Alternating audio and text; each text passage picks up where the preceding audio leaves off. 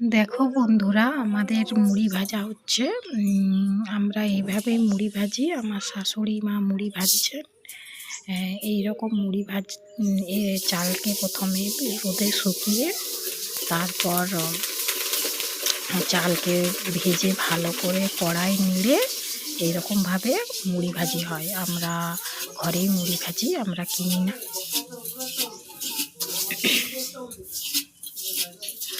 আমাদের গ্রামের দিকে বাড়ি, এই জন্য আমরা মুড়ি ভেজেই খাই। মুড়ি ভাজা মেশিন আছে, কিন্তু তবুও আমরা বাড়িতেই মুড়ি ভাজি।